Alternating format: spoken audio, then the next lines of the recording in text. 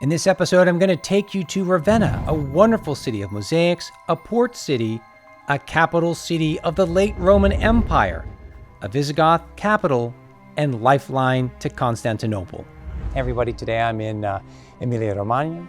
I'm on the Adriatic coast, about a 4-hour drive from Rome. And what is Ravenna? Ravenna is such an incredible historic city. Already in the early imperial period, it's a port city, it's a military port. Very important for the Romans. But it takes on new meaning when the Emperor Theodosius moves the empire's capital from Milan to Ravenna. And then it becomes that great lifeline to the empire in the east. And a great protagonist that's here is Theodosius' daughter, Galla Placidia. And we can see some things today that are associated with her in the second quarter of the 5th century. But at the end of the empire, the end of the Western Empire in the 5th century, you have the rise of other rulers in Italy. First, the Germanic military leader, Odoacer, but he's ultimately displaced and defeated by Theodoric, the Ostrogoth. And we can see his tomb here. And when we look at the remains of Ravenna, we have a great city, an important harbor town, a military port. We also have Palatium. We have the palace, the representatives of the emperor that will be here throughout the period of Byzantium. Because by 540, Belisarius is reconquering the west and is reconquering Ravenna, and then it remains for a while that lifeline, that connection from the western part of the empire to the capital in the east, in Constantinople. So what do you have as a result? A magnificent city. And what can we see of it today? We can see incredible churches, incredible architecture, amazing mosaics. So I want to show you now some of my favorite places in Ravenna. We start off with the so-called Mausoleum of Galla Placidia, which is definitely attributed to her residence in Ravenna. We see a sarcophagus right here, probably for the burial of members of the Theodosian dynasty.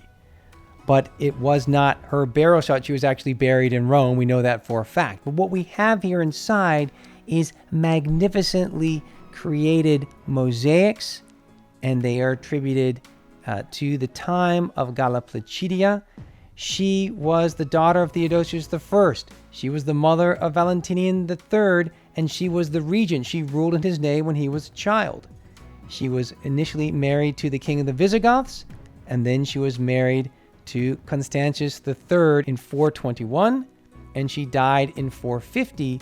And these beautiful mosaics are contemporary with her life and underlines her residence, the court, the artisans, the best of the empire are here decorating her buildings, including this mausoleum, which would have been for family members of the Theodosian dynasty. Built slightly thereafter, we have here the Baptistry of Neon, named after the bishop in charge who led to its construction at the end of the 5th century, and it was followed by the Arian Baptistry. Now, this is constructed when Ravenna had fallen under the power of the Germanic ruler Odoacer.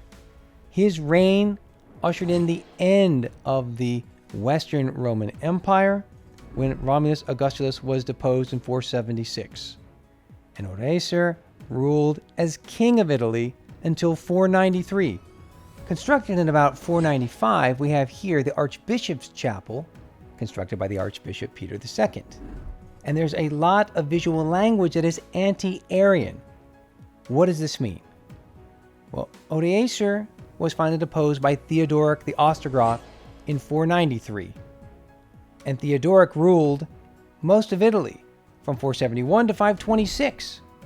Odoacer and Theodoric were Arian Christians who believed that Jesus, the man, was subordinate to God the Father, in contrast to the Orthodox interpretation of the relationship between God the Son and God the Father as being the same.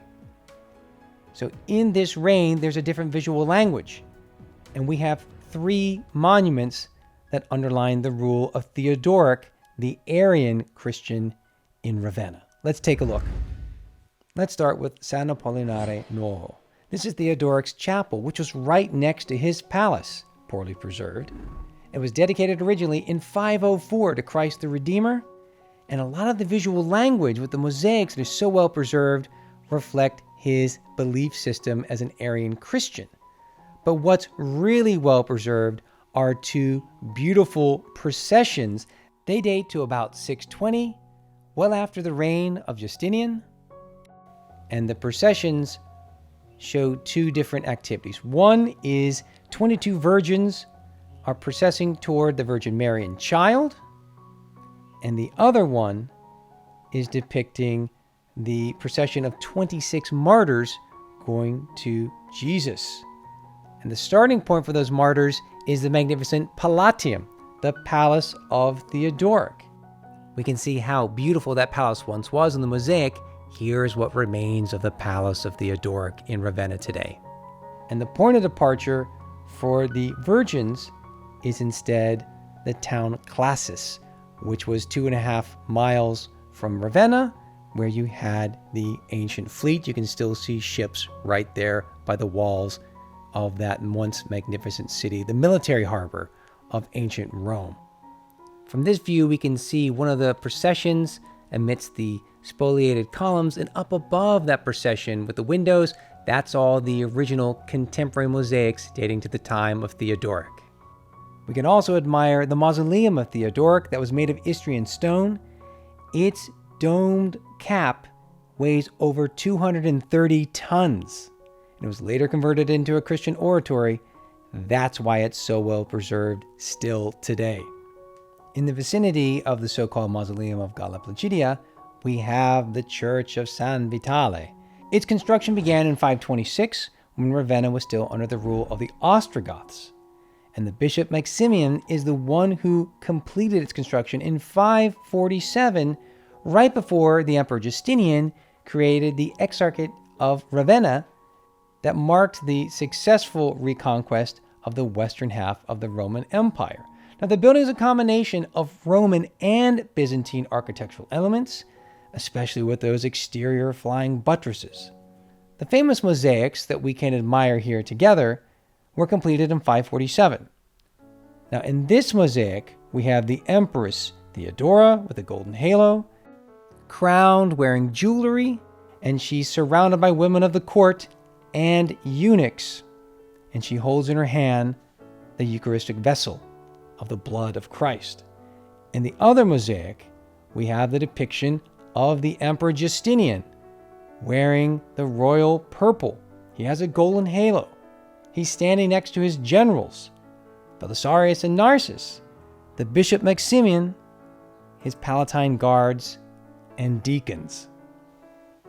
There are many other details, original details of the church that we can admire, like the floor mosaics that we see here, just spectacularly preserved. And we also have the capitals that should remind you of the capitals in the Hagia Sophia. So many rich details of this church. Let's pass on now to Sant'Apollinare in Classe. Now, this was constructed in 549 by the same Bishop Maximian and dedicated to Sant'Apollinaris, the first bishop of Ravenna and Classes. And what we have here is a much larger church, so magnificent, and the best preserved portions that we can see here will be the mosaics in the apse. Now, the decoration of the apse dates to the 6th century and can be divided as such. In the upper zone, you have a huge disc which has the starry sky and a cross decorated with jewels. And the lower part, you have a lush valley scene that's landscape with bushes and plants and birds. And in the middle, Sant'Apollinaris, depicted in the act of praying to God. On the sides, you have two 7th century panels that have been largely restored. One is of the Emperor Constantius IV, giving privileges to the Archbishop of Ravenna, and the other panel shows Abraham and Abel over an altar as they're offering a sacrifice to God. There's a whole series of sarcophagi dating from the 5th to the 8th century that give us a sense of the wealthy, prestigious individuals that lived in Classis just outside of Ravenna. Thanks for joining me in this introductory video on Ravenna. Don't forget to subscribe to my newsletter at dariusradigs.com and travel with me. Check out the information at unlockedrome.com.